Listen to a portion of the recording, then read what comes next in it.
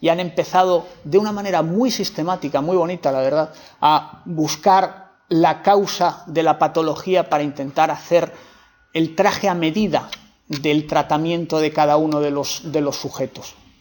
Pero en general nos movemos todavía en unas tasas de especificidad bajísimas para casi todos los diagnósticos, para lo que se mueve en medicina. Repito, lo que en muchos sitios os encontraréis como la hernia del deportista o la hernia del futbolista es semánticamente un error, pero además muchas veces es frustrante porque el paciente viene al traumatólogo, el traumatólogo dice, uy, esto va a ser una hernia de futbolista, al cirujano, y el cirujano dice, coño, aquí no hay una hernia, es que no la hay. Y entonces el deportista empieza a bailar de un lado a otro, me dicen que sí, me dicen que no, me dicen que sí, sin conseguir encontrar una solución. Afortunadamente cada vez menos, cada vez es más frecuente que se le pueda dar una solución porque cada vez se conoce más la patología. Es esa debilidad de la pared posterior que muchas veces lo que hace es causar esa neuritis, esa irritación de una rama del nervio genitofemoral, el que va por detrás del cordón, que es el que da esos dolores raros, y muchas veces se asocia a ese dolor que al explorarlo, cuando haces la exploración del canal y metes el dedo, no solo le duele la pared posterior, le duele el pilar externo del orificio inguinal, que es en la zona de inserción en el hueso. Y además, eso es lo que hace que muchas veces los futbolistas con este dolor se comporten como herniados, en el sentido de que el toser les duele y se llevan la mano a la salida, al orificio, para contener esto, cuando ya está el proceso avanzado.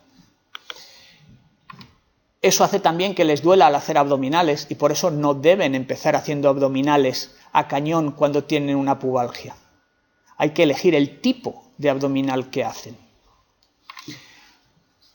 Y últimamente, estas son unas ilustraciones de Ulrike Musabeck, que es una cirujana alemana que trabaja en Múnich, que se ha dedicado a operar futbolistas, deportistas en general con esta patología, y ella lo que hace es una reparación, una cirugía mínimamente invasiva, porque después de diferenciar casos, aquellos casos en los que el problema es la debilidad de la fascia transversalis y la irritación de esa rama del nervio, lo que ella hace es simplemente liberar la rama y plicar esto. Y por eso leeréis y veréis que hay futbolistas que en 2-3 semanas después de la cirugía están entrenando, porque lo que se les hace es esto.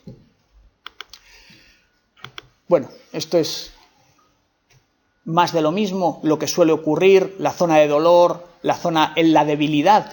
Los exploráis y no son capaces de generar fuerza con los aductores, porque les causa dolor, se produce una inhibición refleja.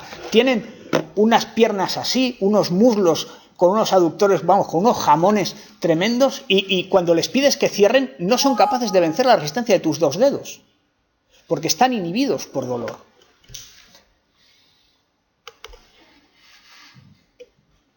Pero a veces, muchas veces, al explorarlos, nos encontramos también con que la rotación interna de la cadera está limitada. Y este es uno de los que parecen factores de riesgo importantes, especialmente en futbolistas, para la aparición de pubalgias.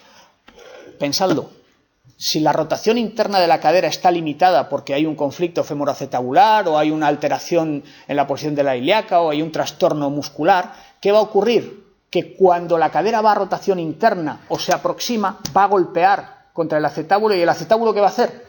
Mover el pubis, y la sínfisis del pubis se va a ver sometida, además de a sus movimientos naturales, a un movimiento de compresión brusco. Eso es, aquí tenéis por ejemplo una cadera normal y una cadera con un conflicto bastante atípico, pero bueno, imaginaos, esta cadera se flexiona o se aproxima y esto va a librar perfectamente el borde del acetábulo. Esta no, esta en cuanto venga hasta aquí, esta jiba que hay aquí va a golpear, al golpear va a transmitir la fuerza, ¿y a dónde va a ir? Hasta el pubis. Y es uno de los factores de riesgo que hay que descartar. Si ya lo tenemos diagnosticado, vamos a tratarlo. Lo primero que hacemos, que es normalmente un tratamiento conservador, salvo que haya una hernia fetén. Si hay una hernia de verdad, el tratamiento de entrada es quirúrgico porque no hay otra solución. ¿Cómo? Pues básicamente buscando sincronizar, recuperar ese control de la musculatura estabilizadora de ese entramado. ¿Cómo? Pues trabajando transverso, trabajando oblicuos, estirando la musculatura retraída.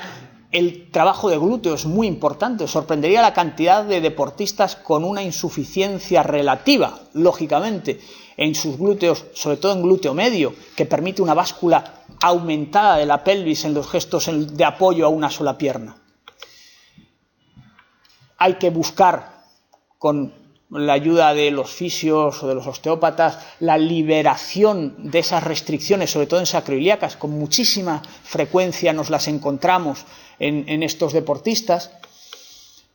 Y si todo va bien, nosotros lo que hacemos es dar un margen entre mes y mes y medio. No puedes pretender que un deportista esté bien en una semana, después de que se haya desarrollado una pubalgia, que es algo que se viene gestando durante mucho tiempo. Lo que hacemos es darles un margen. Normalmente tampoco les decimos que vayan a estar curados en un mes. Lo que les decimos es que si todo va bien, en aproximadamente un mes sabremos si seguimos por esa línea o cambiamos a una opción quirúrgica más agresiva. Si el deportista va bien, intentamos retomar el entrenamiento, pero tienen que mantener el trabajo en los estabilizadores. Y si no va bien, pues entonces al quirófano.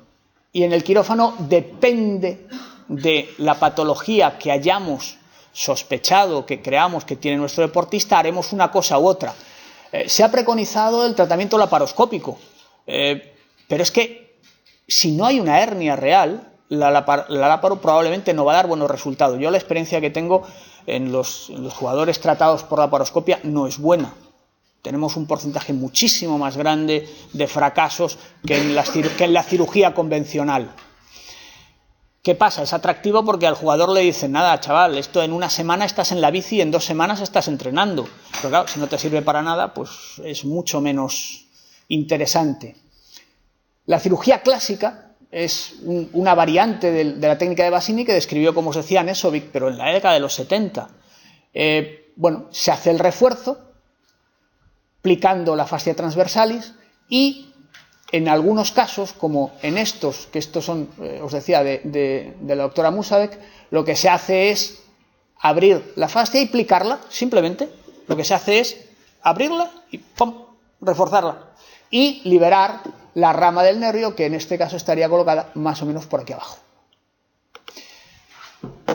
¿Qué pasa? Que no podemos hacer la cirugía más rápida o más fácil solo porque sea más rápida o más fácil. Hay que hacerle el traje a medida a cada paciente, porque como os he dicho antes, esto es un espectro de patologías y tiene una serie de afectaciones que hay que corregir, si no, no vamos a lograr un buen resultado. Entonces, habrá jugadores en los que tengamos que hacer solo una reparación de la fascia transversalis, en otros va a necesitar una cirugía fetén de hernia, otros habrá que tratar el oblicuo externo porque su fascia, os enseñaré alguna, es realmente de papel de fumar, etcétera, etcétera, y algunos necesitarán una tenotomía del aductor medio también. Y luego viene la duda, ¿hacemos una uni o bilateral simultánea aunque solo le duela a un lado o uno le duela muchísimo más que el otro? La tendencia habitual es, si encontramos algo que se parezca a un defecto anatómico, hacer la cirugía en los 2 lados, porque probablemente sea simétrico. Y tenemos un porcentaje bastante grande de jugadores que después de la cirugía de un lado, en el margen de 1 o 2 años, tienen que operarse del otro. Y entonces muchos prefieren operarse los 2 simultáneamente. ¿Veis? Estos son 2 oblicuos externos. Fijaos, aquí no hemos hecho nada, así es como estaban. Esto es una disrupción de la fascia y esto es como papel de fumar. Pero claro, esto, en un sujeto que tiene esto, si es campeón del mundo de hockey, pues si le reparas esto en un lado, te vas a ir a reparárselo en el otro. Porque muy probablemente va a tener un problema al cabo de relativamente poco tiempo. En ocasiones, ¿veis? Ahí aparece una especie, un pequeño lipomita preherniario. Bueno, pues este se llevó su mallita colocada ahí hace unos años y tiene el récord de España de lanzamiento de jabalina, o sea que no le ha ido tan mal. Hay que dirigir la cirugía a la patología.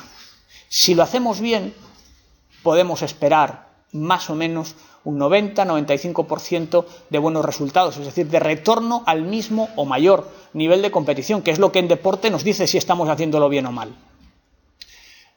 ¿Qué pasa? Pues que dependiendo del tipo de cirugía, el plazo de reincorporación va a variar. Unos podrán empezar a la segunda, tercera semana, otros van a tardar un poco más, cuarta, sexta, pero en general casi todos van a estar de vuelta, entre comillas, por eso lo pongo así, al cabo de unos 3 meses. Casi todo el mundo dice, en 2-3 meses estás. Bien, pero si revisas las cifras de la Liga de Fútbol Profesional, veréis que los jugadores no están plenamente reincorporados hasta que han pasado prácticamente 6 meses. Porque hay que tener en cuenta no solo la cicatrización, sino la adaptación a la nueva situación, los cambios en la tensión que se producen, el tejido, que no es un tejido natural, es un tejido de cicatriz que tiene unas tensiones diferentes, envía unos estímulos distintos y que el jugador ha perdido nivel de forma y tiene que recuperarla. Y nada más. Gracias.